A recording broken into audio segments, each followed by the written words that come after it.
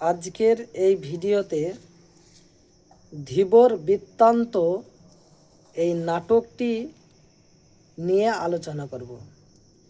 ধীবর বৃত্তান্ত এটি একটি নাটক, আর এই নাটকটির সম্পর্কে আজকে বিস্তারিত আলোচনা করার চেষ্টা করব। ধীবর বৃত্তান্ত এই নাটকটি কালিদাসের লেখা, আর এই যে নাটকটি তর্জমা করেছেন যিনি, তিনার নাম হচ্ছে সত্যনারায়ণ চক্রবর্তী। সত্যনারায়ণ চক্রবর্তী এই কবিতাটি তর্জমা করেছেন। সত্যনারায়ণ চক্রবর্তী। এবার পড়াটা শুরু করি।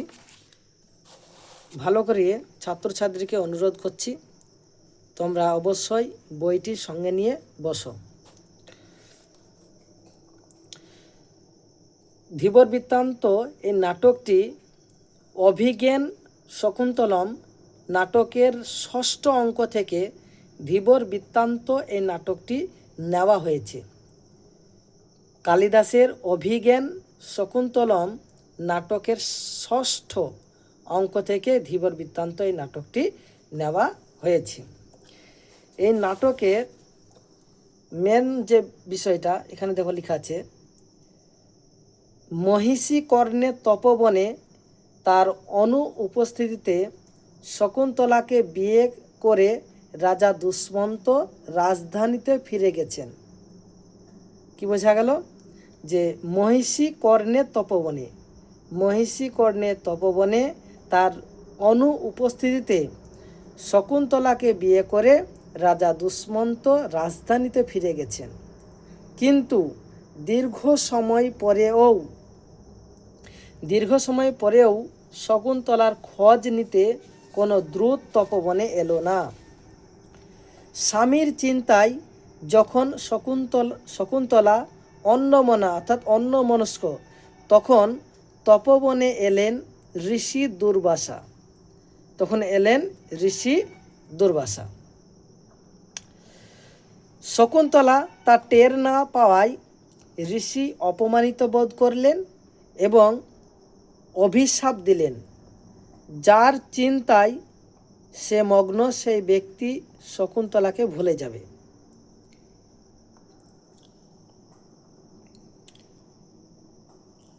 শেষ পর্যন্ত সখী পিয়ংবদার অনুরোধে ঋষি বললেন যে কোনো নিদর্শন দেখাতে পারলে তবে সাপের প্রভাব দূর হবে। দুষ্মন্ত রাজধানীর উদ্দেশ্যে বিদায় গ্রহণের সময় শকুন্তলাকে যে আংটি পরিয়ে দিয়েছিলেন, সখীরা মনে করলেন সেই আংটি হবে ভবিষ্যতের স্নানক চিহ্ন। এবার বিষয়টা একটু বুঝিয়ে বলি। বিষয়টা হচ্ছে, মহিষী কর্ণের তপবন, মহিষীকে যে ঋষি বালক, এখানে বলছে ঋষি দুর্বাসা, ওই ঋষি দুর্বাসাকে বলা হয়েছে মহিষী কর্ণ।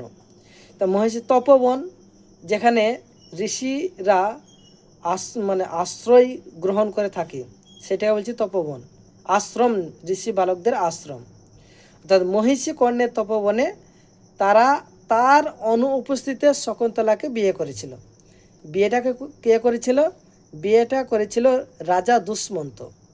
এবার রাজা দুষ্মন্ত বিয়ে করার পরে রাজধানীতে ফিরে গেছেন, কিন্তু দীর্ঘ সময়, অর্থাৎ অনেক সময় পার হয়ে যাওয়ার পরেও শকুন্তলার খোঁজ নিতে কোনো দূত, যারা বার্তাবাহক, সেই দূত আসেনি। এবার যেহেতু অনেক দিন কাটার পরে শকুন্তলাকে খোঁজ নিতে কেউ এলো না, তাই স্বাভাবিকভাবে শকুন্তলা তার স্বামীর জন্য চিন্তায় অন্যমনস্ক ছিল। অর্থাৎ শকুন্তলা স্বামীর জন্য চিন্তিত ছিল। ঠিক যে সময় স্বামীর জন্য চিন্তিত ছিল, সেই সময়ে এসেছিলেন ঋষি। আর ঋষি যখন এলেন ওই তপবনে, তখন শকুন্তলা সেটা টের না পেয়ে, অর্থাৎ অন্যমনস্ক থাকায় সেটা বুঝতে পারেনি। আর বুঝতে না পাওয়ার কারণে কি করেছিল, যে ঋষি দুর্বাসা তিনি অপমান বোধ করলেন এবং শকুন্তলাকে অভিশাপ দিলেন। কি অভিশাপ দিলেন? অভিশাপ দিলেন যে যে যার চিন্তায় সে মগ্ন, সেই ব্যক্তি শকুন্তলাকে ভুলে যাবে, এই অভিশাপ দিলেন। এই অভিশাপ দিলেন, কিন্তু সেটা শকুন্তলা টের পেলেন না। এর শেষ পর্যন্ত কি করলেন? তাদের সখী অর্থাৎ সহচরী বান্ধবী তিনি কি করলেন? অনুরোধ করলেন, ঋষি দুর্বাসাকে অনুরোধ করার ফলে, অর্থাৎ তার সখী নাম হচ্ছে পিয়ংবদা, ওই পিয়ংবদা অনুরোধ করলেন, আর তিনার অনুরোধে ঋষি দুর্বাসা এই সাপের পরিমাণটা কমিয়ে দিলেন। কিভাবে? তো বলছে, যদি কোনো নিদর্শন দেখাতে পারে তাহলে অর্থাৎ সাপের পরিমাণ অর্থাৎ অভিশাপের পরিমাণটা দূর হবে, অর্থাৎ কম হবে। দুষ্মন্ত রাজধানীর উদ্দেশ্যে বিদায় গ্রহণের সময় শকুন্তলাকে যে আংটিটা দিয়েছিল, সেই আংটিটাই হবে হয়তো তার ভবিষ্যতের চিহ্ন। এটা ওর বান্ধবীরা মনে করেছিল, সখীরা মনে করেছিল। মহিষী কর্ণ তীর্থ থেকে ফিরে শকুন্তলাকে প্রতিগৃহে পাঠানোর আয়োজন করলেন। অর্থাৎ মহিষী কর্ণ তীর্থ থেকে ফিরে শকুন্তলাকে প্রতিগৃহে, অর্থাৎ তার স্বামীর গৃহে, প্রতিগৃহ মানে হচ্ছে স্বামীর ঘর, ওই স্বামীর ঘরে পাঠানোর জন্য কি করলেন? আয়োজন করলেন। দুষ্মন্ত সমীপে উপস্থিত হলে, অর্থাৎ দুষ্মন্ত সমীপে মানে নিকটে, কাছে আর কি, দুষ্মন্ত সমীপে উপস্থিত হলে তিনি শকুন্তলাকে চিনতে পারলেন না। যখন রাজা দুষ্মন্তের নিকটবর্তী হলেন শকুন্তলা, কিন্তু রাজা দুষ্মন্ত শকুন্তলাকে চিনতে পারলেন না। কেন চিনতে পারলেন না? তার কারণ একটা হিসাবে বলা যেতে পারে যে তার যে চিহ্ন ছিল আংটি, সেই আংটিটা ওর কাছে ছিল না। তারপরে কি, আর ঋষি দুর্বাসার যে অভিশাপ, এই দুটি কারণ হতে পারে। যাই হোক, এদিকে পথে শচীতীর্থে স্নানের পর অঞ্জলি দেওয়ার সময় হাত থেকে খুলে পড়ে গেছে শকুন্তলার সেই প্রিয়, অর্থাৎ সেই হাতের আংটিটা। শকুন্তলার হাতের আংটিটা অঞ্জলি দেওয়ার সময় পড়ে গেছিল। অঞ্জলি কি? যে হাত জোড় করে দেবতার কাছে কোনো মানত করা বা কোনো কিছু দেওয়া, সেটাকে বলছে অঞ্জলি দেওয়া, প্রার্থনা করা। শকুন্তলা অপমানিত হলেন রাজসভায়। এবার যেহেতু শকুন্তলা রাজার দেওয়া কোনো নিদর্শন তিনি দেখাতে পারেননি, তার জন্য ওই রাজসভায় শকুন্তলা অপমানিত বোধ করলেন, অর্থাৎ অপমানিত হলেন। আর ঘটনাক্রমে সেই আংটিটা পেল এক ধীবর মানে জেলে। যে আংটিটা তিনি দেখাতে পারলেন না, সেই আংটিটা পেলেন এককে ধীবর। তা এই ধীবর সম্পর্কে এবার যে ঘটনাগুলো আছে সেগুলো বলছি, একটু মনোযোগ সহকারে শুনবে।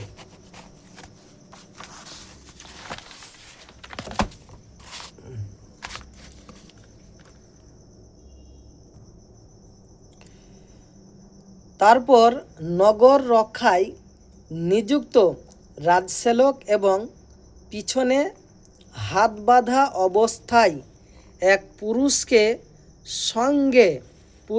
সঙ্গে নিয়ে দুই রক্ষীর প্রবেশ। তারপরে কি হলো? যে নগর রক্ষার জন্য নিযুক্ত ছিল, সেই নগর রক্ষায় নিযুক্ত রাজসেবক এবং পিছনে হাত বাঁধা অবস্থায় এক পুরুষ অর্থাৎ সেই জেলেকে সঙ্গে করে নিয়ে দুই রক্ষীর প্রবেশ, অর্থাৎ রাজসভায় ওই দুই রক্ষীর প্রবেশ করলো। দুই রক্ষী তাড়না করে অর্থাৎ জেলেটাকে তাড়না করে বলছে, ওরে বেটা চোর বল। দুই রক্ষী বলছে, ওরে বেটা চোর বল, মণিখচিত রাজার নাম খোদাই করা এই আংটি তুই কোথায় পেলি? দুই রক্ষী তাড়না করে জেলেকে বলছে যে ওরে বেটা চোর, বল মণিখচিত রাজার নাম খোদাই করা এই আংটি তুই কোথায় পেলি? পুরুষ ভয়ে ভয়ে বললেন, বা অর্থাৎ ভয়ের অভিনয়ে তিনি বললেন যে আপনারা শান্ত হন, আমি এরকম কাজ করিনি, এরকম কাজ অর্থাৎ চুরি করিনি। প্রথম রক্ষী, যেনার নাম হচ্ছে সূচক, প্রথম রক্ষী তখন বলছে, তবে কি তোকে সৎ ব্রাহ্মণ বিবেচনা করে রাজা এটা দান করেছেন? প্রথম রক্ষী সূচক বলছেন, তবে কি সৎ ব্রাহ্মণ বিবেচনা করে রাজা তোকে এটা দান করেছে? পুরুষ অর্থাৎ জেলে বলছে, আপনারা অনুগ্রহ করে শুনুন, আমি একজন জেলে, শুক্রবতারে আমি থাকি। তখন দ্বিতীয় রক্ষী অর্থাৎ জানুক, তিনি বলছেন, বেটা বাটপার, আমরা কি তোর জাতির কথা জিজ্ঞাসা করেছি? রাজসেলক বলছেন, সূচক অর্থাৎ প্রথম রক্ষী, একে পূর্বাপর সব বলতে দাও, মধ্যে বাধা দিও না।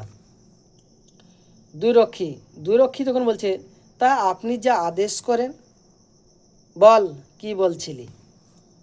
পুরুষ অর্থাৎ ওই জেলেটি বলছে, আমি জাল, বড়শি ইত্যাদি নানা উপায়ে মাছ ধরে সংসার চালাই।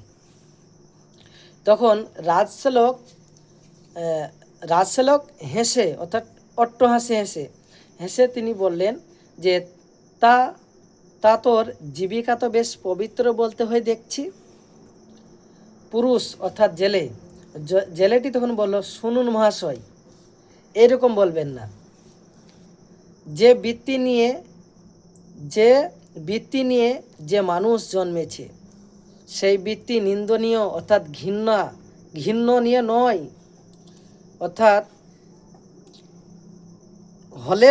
অর্থাৎ নিন্দনীয় হলেও, যে বৃত্তি নিন্দনীয় হলেও তা পরিবার ত্যাগ করা উচিত নয়। বেদঙ্গ ব্রাহ্মণ স্বভাবে দয়াপরায়ণ হলেও যজ্ঞী পশুবধের সময় নির্দয় হয়ে থাকেন। রাজসেলক বলছেন, তারপর পুরুষ অর্থাৎ জেলেটি বলছে, একদিন একটা রুই মাছ যখন আমি খণ্ড খণ্ড করে কাটলাম, তখন সেই মাছের পেট থেকে মণিমুক্তা ঝলমলে এই আংটিটি দেখতে পেলাম। পরে এই আংটিটা বিক্রি করার জন্য যখন লোককে দেখাচ্ছিলাম, তখন আপনারা আমায় ধরলেন। এখন আমাকে মারতে হয় মারুন, ছেড়ে দিতে হয় ছেড়ে দিন। কিভাবে এই আংটি আমার কাছে এলো তা বললাম। আজকের ভিডিও এই পর্যন্ত, বাকিটা পরবর্তী ভিডিওতে আলোচনা করা হবে।